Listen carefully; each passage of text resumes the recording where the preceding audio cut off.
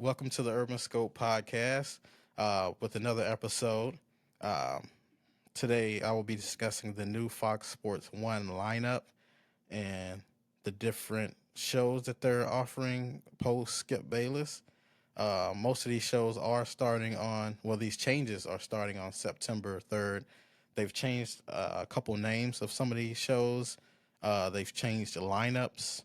They've changed they're probably going to change guests as well. They haven't announced those according to their press release um, that they just released on August 22nd, so about 2 days ago. Uh, so I'm just going to run through some of the shows and the changes and some of the co-hosts for these shows. Um, so the first one is the Breakfast Ball, which used to be the Craig Creighton show. I haven't watched this show much, but it used to come on before um, Undisputed with Skip and Keyshawn. So the new show will be called Breakfast Ball, and there's Craig Creighton with Mark Schlereth, who I'm familiar with, who used to play for the Broncos, and Danny Parkins. I'm not familiar with him, but that's their new show. Looks like they made a few changes there. Mark Schlereth, I like his analysis. He's pretty good with breaking down football and the intricacies that game offers. Then the next show is The Facility, which is taking place of Undisputed. Now this show has Emmanuel Acho, um, LaShawn McCoy, and James Jones, and also Chase Daniel. Um, and this show was starting September the 3rd as well. With that show, I don't know. I think that'll probably be the best show in my opinion, but we'll kind of break it down afterwards. Um, then there's the Herd with Colin Cowherd, which has been a staple on that network for a while, despite Shannon Sharp leaving, Skip Bayless leaving. Colin Cowherd has been there throughout.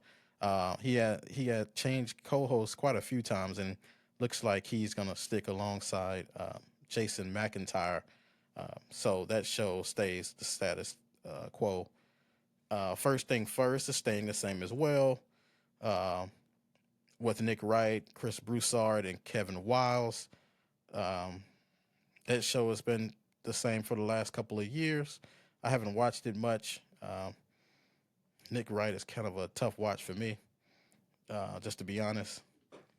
Speak, which used to be my favorite, well, what's my favorite show now, which I'm kind of sad to see that Acho is leaving, it looks like, but looks like there's Joey Taylor, Keyshawn Johnson, and Paul Pierce, which that'll be an interesting dynamic. Paul Pierce and Keyshawn have an interesting relationship as far as being athletes and of different sports. And, football players think about basketball players a certain way and vice versa. So that's an interesting dynamic that I think they're trying to exploit and uh, trying to take to the next level and get a little profit off of. But out of all these shows, like I said, I think the Facility show, um, I like Emmanuel Acho's analysis and his ability to make to provoke those conversations and ask the tough questions. And LaShawn, LaShawn McCoy is always going to be himself. He's going to be honest. He's going to tell you like it is from what he see it. And then James Jones, he has that. He's kind of the safe guy on the show. That'll give you the safe answer. Uh, that won't steer too far off. And be controversial. That's more of like LaShawn McCoy's lane. Um, but yeah, I think that show would be the best one. It is taking over for the Undisputed, which was the cream of the crop for a while until Shannon Sharp left, and it kind of went downhill. Um, but I noticed there was no Richard Sherman on any of these lineups, or there was no Michael Irvin. Um, I know Richard Sherman has his own podcast now. Michael Irvin, I'm not sure what he's going to do anymore. Maybe he'll be a guest on one of these shows because he wasn't the premier guy on Undisputed. I don't think he was more of a recurring cast member. So hopefully they can fit Richard Sherman or Michael Irvin on one of these shows because, like I said, they provided essential analysis to the game and interesting personalities. So I always like to hear what they have to say as in regards to football. I know it's been a couple of years, but I haven't heard from Ray Lewis as well. I feel like Ray Lewis, uh, man, his analysis of the game make you feel like you knew football after he talked because you got so much insight and um, so much knowledge from him from the game.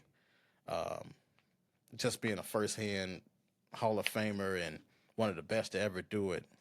That's like if you hear a guy like Ed Reed talk, you listen because they know the ins, the outs.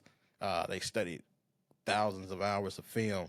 Um, they just invested so much in the game and they're able to articulate it so well. That's why Tom Brady was such an asset for Fox because they knew, 7 rings, just his intellect was just out of this world. So they was thinking of Tony Romo, which was a very, he was a good player, but nobody would, consider him like Hall of Fame or top 10 or anything like that. But, if he was able to cover the game so well and being able to articulate at his level, what would Tom Brady be able to do, So they offered him the bag, you know, um, and, gave him a shot to see what he can do in the game. So, that would be nice to have Ray Lewis, but I am glad that Paul Pierce is still staying.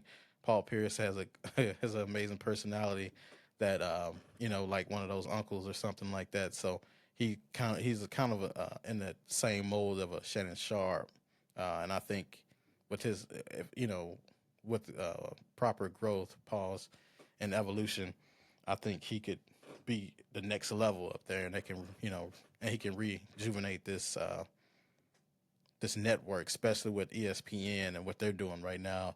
They just took over the game with Stephen A. Smith and Shannon Sharp and um, uh, the one guy who they just got from the show. So um,